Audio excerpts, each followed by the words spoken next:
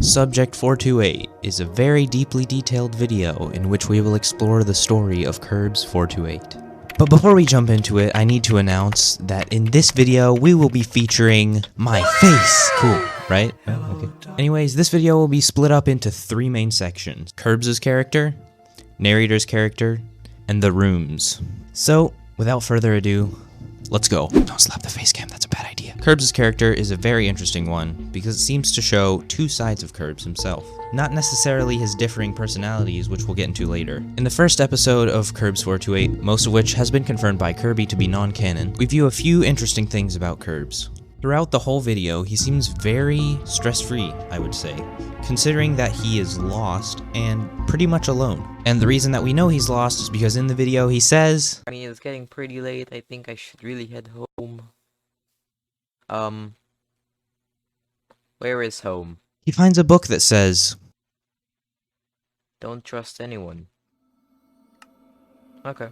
He then enters a cave which happens to have a hidden stairway leading deeper into a hallway. There are some signs in the hallway, but we'll get into that later. Kirby then enters a dark room and somehow falls down into a cave. This is where episode 2 comes in. There's a lot more going on here, so I'm going to try my best to sum it up. So right from the start, Kirby states that he has a plan, which is very different from the beginning of the first episode where he seems very lost. It's pretty safe to assume that this sort of flashback thing happened before or after the events of Curbs 428. I would probably assume that it occurs before, and I'll explain why that is in just a bit. Curbs has been recording himself in front of a green screen, and it seems like he's been doing that for a while. When the camera glitches for just a moment, we're able to see what appears to be Kirby's skin in the background.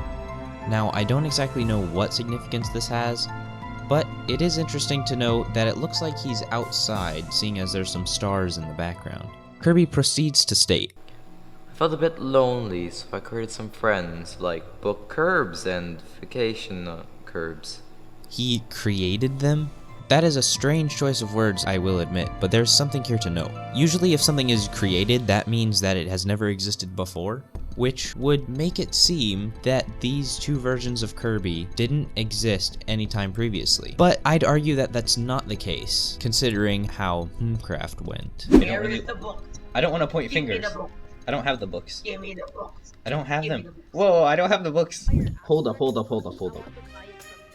Kirby. Hold up. Which Kirby is this? Oh, he's a bookshelf. I just read his hit list. Now, of course, I don't think there's any 100% confirmation that Craft is canon, though I believe it is, and here's why. There are many different parts in the video which clearly go way back to the origins of Craft. For example, narrator didn't show up until Craft, so I think it's pretty safe to assume that Craft is canon. So either he doesn't remember, or... well, let's move on to narrator and I'll explain.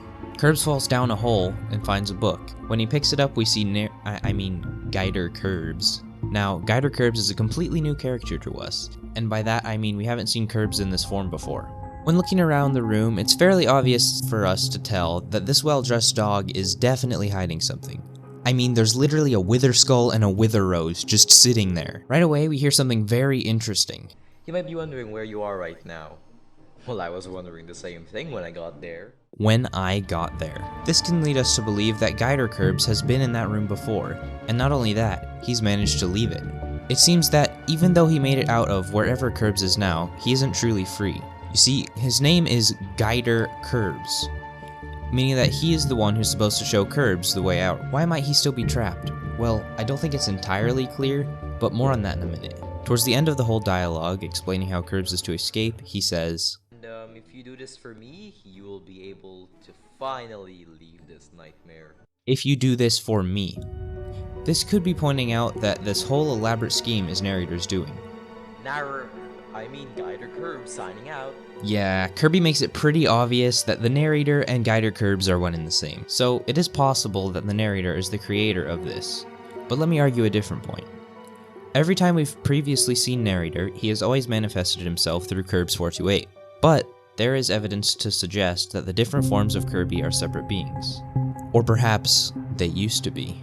Back in episode 1 of Curbs 428, there's a frame with a math equation on it. Fun fact, if you solve that equation, you get 427. Not 428, 427. I think there's a reason for that. If we look at the hallway in episode 1, you can see two signs. One saying room 426, and the other one saying 427. I was scratching my head for a while, wondering why there would be these different rooms just randomly numbered, with the numbers pretty close to our beloved Curbs 428. But then, it hit me. It was in the title of the series the entire time. Curbs is a test subject. Number 428 to be exact. And the reason there's a number 427 written in equation form by narrator, supposedly narrator at least, based on some other frames stating that narrator was here, is because narrator was subject 427.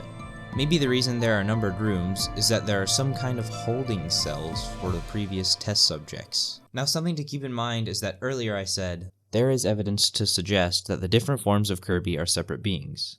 My reasoning for that is because Curbs 428 was the only physical person. Why did they need numbered rooms? Why did they need multiple rooms? Now the rooms might not necessarily be canon, so let me argue my point further. The number of the subjects themselves must have some significance. For example, subject 428. Now why would you number your subjects if it's all one test subject? If all of these tests are being performed on the same exact Curbs, why would they bother to number him?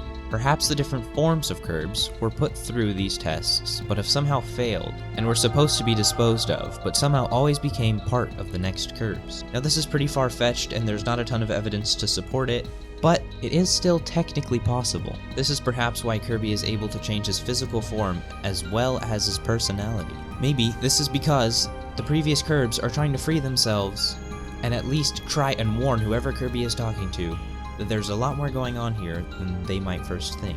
Now, it's possible that Kirby is somehow playing himself, and what I mean by that is, perhaps narrator's bored.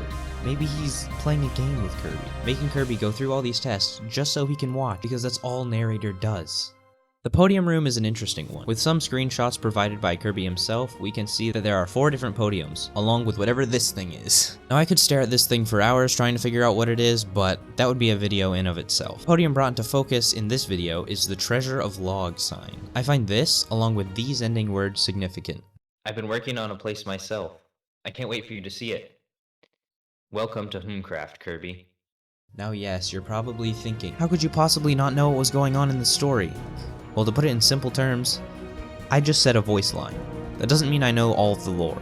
If you've been watching mine and Kirby's channels for a while now, you probably would know about Homecraft. And if you don't know what Homecraft is, you can go back, just subscribe to the main channel and go watch the video. Go subscribe to Kirby as well, obviously. I mean, this entire video is about his video, go subscribe to him. Anyway, if you've been watching the videos about Homecraft, then you would know about the Log Nation. And something significant about the Log Nation is that it was the first base that Kirby built on the server.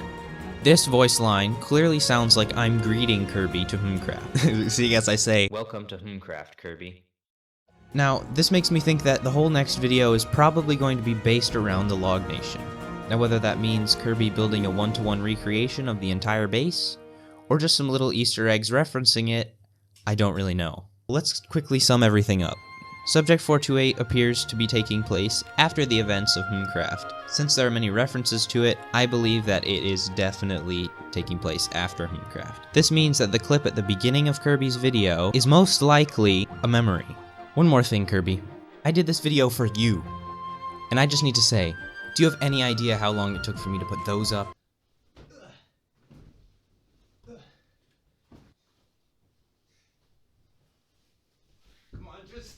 No, but seriously, this was a fun video to make, and it's definitely not what I'm used to, but I really enjoyed it. And just remember, this was just a theory. A theory about Curbs 428. Yeah, it doesn't have the same ring to it, does it?